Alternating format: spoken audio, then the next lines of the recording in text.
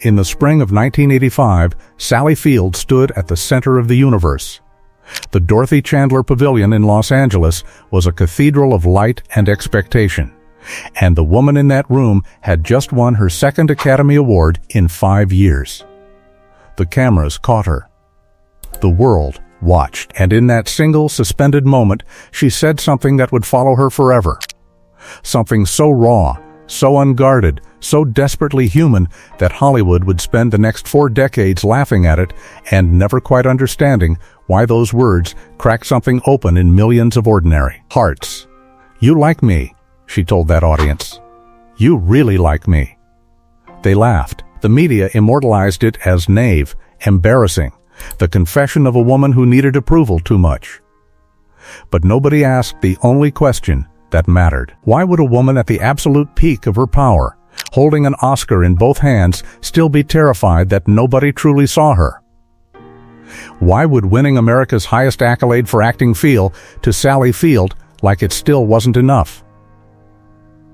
There is an irony in Sally Field's story that hurts too much to be coincidence. The child who performed for a mother who was always looking somewhere else. The teenager who found herself, achingly and completely, the moment a camera first turned in her direction. The icon who built her entire career on the desperate, blazing need to be seen and believed and loved. The woman who would later bring audiences to tears in Norma Rae and Steel Magnolias and Fried Green Tomatoes. All of that, so that life would one day construct her greatest moment out of the very wound she had carried since childhood, the fear, still alive and breathing beneath the sequins and the spotlight, that she was fundamentally not enough. How does a girl from a California suburb become one of the most celebrated actresses in American cinema? What was really happening behind that famous smile in Smokey and the Bandit, those enormous eyes that always looked seconds away from either laughter or tears? And what happens when the thing you built your entire identity upon, the ability to make people feel everything, becomes the very thing that isolates you completely from everyone around you? To understand all of that, we need to go back to the beginning, to Pasadena, California, to the winter of 1946, and to a girl who learned, in the cruelest way possible, that love was something you performed for, not something you simply received. Sally Margaret Field was born on November 6, 1946, in Pasadena, California, a city of wide boulevards and manicured surfaces where the appearance of happiness was its own kind of occupation. Her father, Richard Field, was an Army officer, a military man, disciplined and distant, present in the house but absent in every way that mattered emotionally. Her mother, Margaret Field, was an actress, not a famous one, never quite famous enough, who worked bit parts and peripheral roles in a Hollywood that offered women exactly 2 options: shine brightly and briefly, or disappear into the background of other people's stories. There was no dynasty waiting for Sally. No inherited connections, no warm industry hand extended in welcome. There was only a house where ambition lived alongside longing, and a small girl watching a mother who dreamed of something perpetually just out of reach. Margaret Field's career never quite ignited. She remained on the margins, playing mothers and concerned neighbors, always on the edge of the frame, never at the center. And young Sally watched, absorbing the lesson that visibility was something you had to earn, that being seen was not automatic or assured. The family fractured early. When Sally was around 7 years old, her parents divorced. Her mother remarried, and here is where the story darkens into something that would shape every performance Sally Field ever gave. Every character she inhabited, from Norma Rae to Steel Magnolias. Her stepfather was Jock Mahoney, a Hollywood stuntman and actor. A large and physical man who brought a presence into that house that Sally has never fully described to the public, but whose shadow stretches across every interview she has ever given about her childhood. She has said, carefully and with visible effort, that her stepfather was complicated. In her memoir, In Pieces, published in 2018, she wrote with devastating specificity about the sexual abuse she experienced as a child at his hands, abuse that began when she was around 10 years old and continued through her adolescence. Jock Mahoney's name would later become one of the most searched terms alongside Sally Field's, as audiences finally understood what lay beneath the surface of her work. "I was ashamed," she confessed years later, in a voice that still carried the weight of that small girl's silence. "I didn't think anyone would believe me. I didn't think I was worth believing." This is the wound at the center of everything. Not metaphorical, not cinematic, literal, specific, and devastating. A child who learned that her body was not her own, that adults could not be trusted to protect her, and that the only currency she possessed was her ability to make the people in her life feel something. To perform, to charm, to earn through warmth and expression what other children received, simply by existing. At 15, she found the school drama department almost by accident, the way survivors find lifeboats, not through planning, but through pure animal instinct toward survival. And when she stepped onto that improvised school stage for the first time and opened her mouth and became someone else, something extraordinary happened. The shame went quiet. Not gone. It was never gone, but quiet. Manageable. Behind the mask of a character, behind someone else's words and someone else's history, Sally Field could breathe in a way that ordinary Sally could not. She was free inside fiction in a way she had never been permitted to be inside her own life.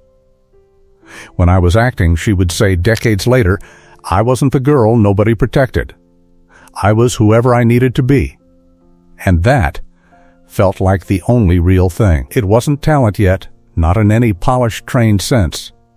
It was recognition, the silent, absolute certainty of having found the one place on earth where her wound became a gift. Only she could cry those tears on command, because only she had that reservoir of uncried grief inside her. Only she could make an audience believe she was breaking, because she had been breaking quietly since childhood. She carried that recognition forward like a flame in cupped hands, fragile and essential, into every audition, every rejection, every room that wasn't sure yet whether it wanted her. The world was about to become very unsure.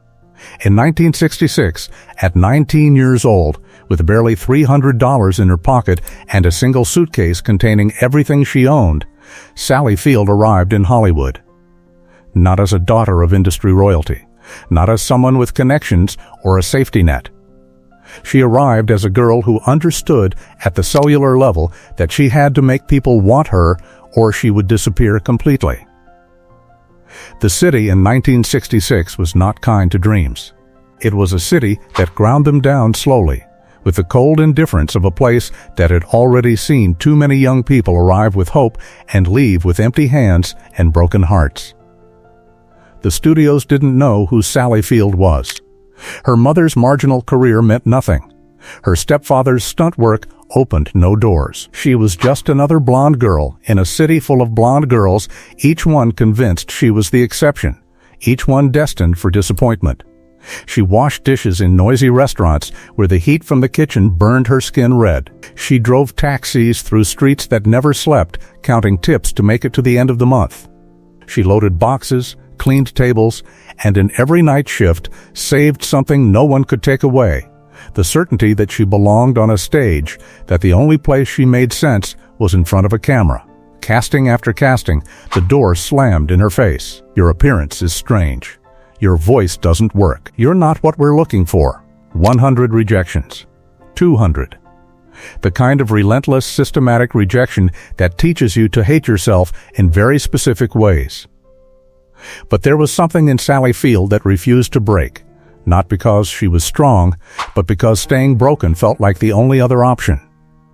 Then, in 1967, a television producer saw something in her that nobody else had seen.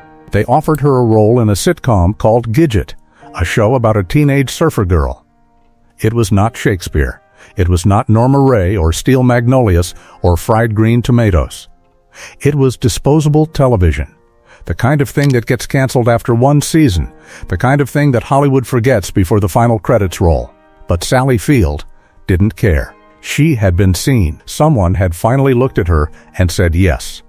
The show was canceled after one season and another. In 1969, she was cast in The Flying Nun, a television comedy about a nun whose habit allows her to fly. It was ridiculous. The premise was absurd. The scripts were thin. And Sally Field poured everything she had into that role, night after night, because the alternative was invisibility, and invisibility felt like death. The show became a phenomenon. Suddenly, Sally Field was everywhere. Suddenly, the girl nobody wanted was on lunchboxes and in magazines. Suddenly, America knew her name. But there was a cost that nobody talked about. The cost of being loved for playing someone silly, someone lightweight, someone not quite serious. When The Flying Nun ended in 1970, Sally Field made a choice that would define her entire career. She decided she would not be trapped in that role. She would not let America's laughter at the Flying Nun become her permanent identity. She refused several lucrative television offers. She took acting classes. She studied the craft with the desperation of someone who understood that this was her only way out of being seen as a joke. In 1979, at 32 years old, she auditioned for a film called Norma Rae, a story about a textile worker in North Carolina who stands up to corruption and injustice. The role required her to be tough, intelligent, complex, angry, vulnerable. It required her to bleed on screen. The producers wanted someone famous, someone with credibility. Sally Field was the Flying Nun. Nobody took her seriously. She got the role. And when Norma Rae premiered, something extraordinary happened. Critics who had dismissed her suddenly had to reckon with what they were seeing. This was not the Flying Nun. This was a real woman, flawed and fierce and fighting for something larger than herself. The film earned over $50 million.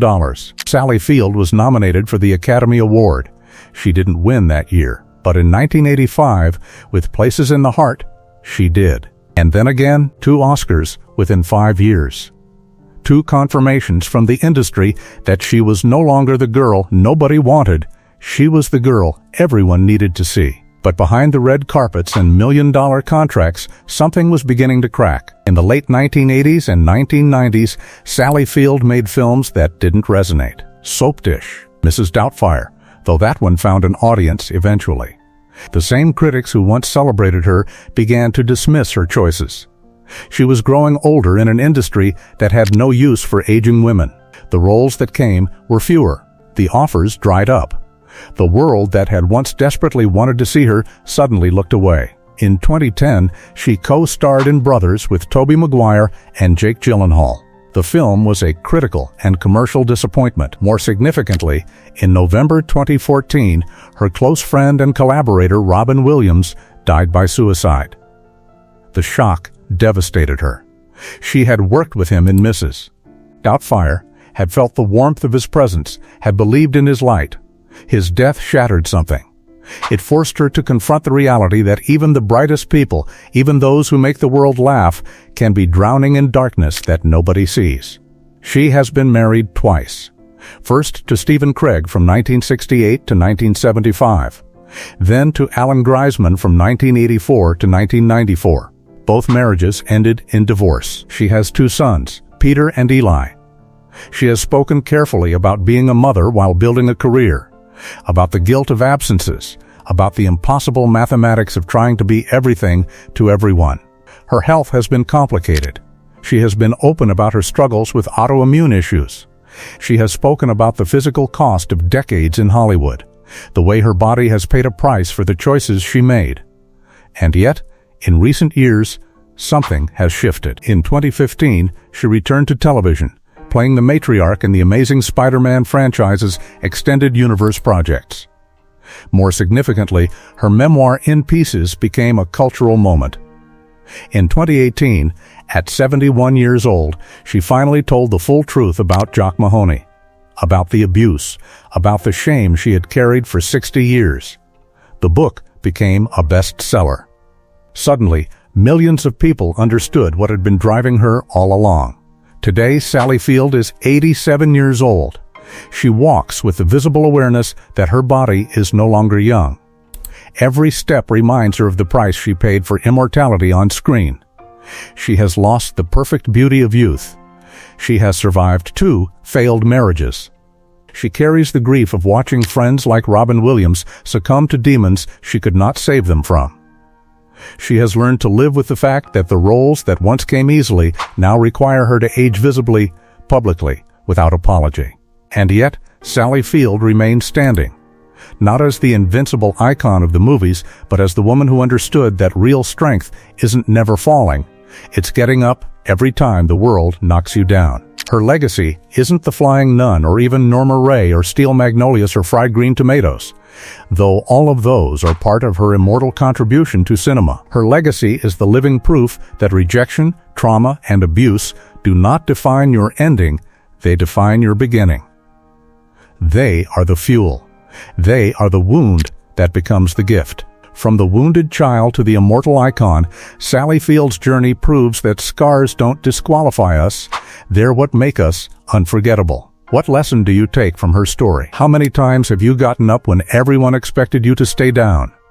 Share your reflections below. Subscribe for more stories of those who transformed their deepest pain into their greatest power. Because in the end, as Sally Field's entire life teaches us, being liked isn't the point.